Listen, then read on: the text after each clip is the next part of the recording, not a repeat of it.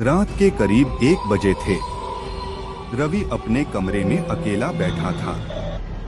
घर में बाकी सभी लोग सो चुके थे। अचानक उसका फोन बजा।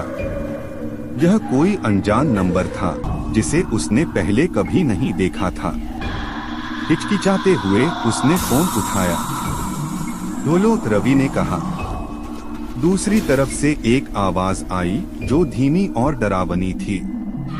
रवि, यह मैं हूँ, तुम्हारा भविष्य का खुद। रवि ठिठक गया। उसने सोचा कि कोई मजाक कर रहा होगा। यह कैसा मजाक है? कौन हो तुम? आवाज ने गहरी सांस ली।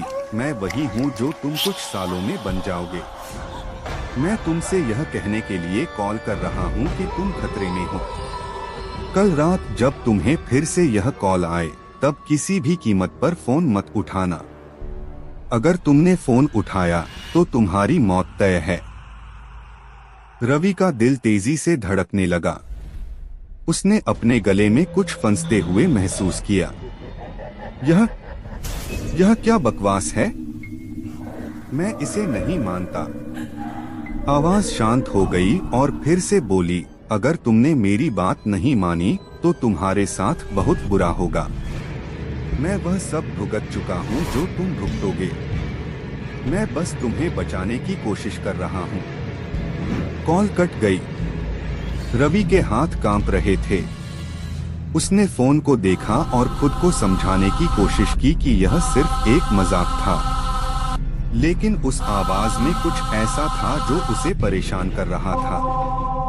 अगले दिन वह पूरी तरह से असामान्य महसूस कर रहा था। उसके मन में वह कॉल बार बार गूंज रही थी। जैसे जैसे रात करीब आ रही थी, उसका डर बढ़ता जा रहा था। रात के ठीक 1 बजे रवि के फोन की घंटी फिर बजी। यह वही अनजान नंबर था। उसका दिल जोर जोर से धड़कने लगा।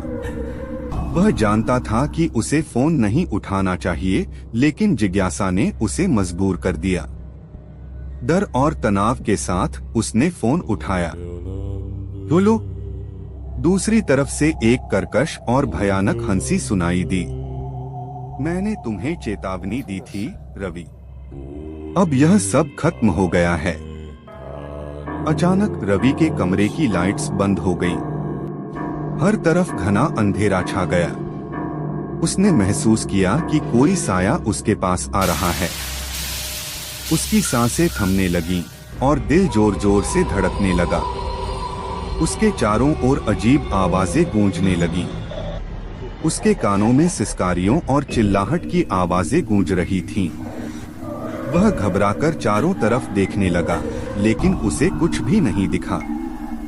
तभी उसके कमरे का दरवाजा धीमे से खुला। एक काली आकृति धीरे धीरे उसकी तरफ बढ़ने लगी। रवि के पैर जैसे जम गए थे। वह हिल भी नहीं पा रहा था। उस आकृति का चेहरा दिखाई नहीं दे रहा था, लेकिन उसकी आंखें लाल और चमकीली थीं। वह आकृति रवि के करीब आई और एकदम से उसके कान में फुसफुसाई, तुमने मेरी चेतावनी नहीं मानी, अब अंजाम भुगतो। अचानक रवि ने खुद को अपने बिस्तर पर उछलता हुआ महसूस किया, जैसे किसी ने उसे जोर से धक्का दिया हो। उसकी आंखें बंद हो गईं और सब कुछ कालेपन में डूब गया।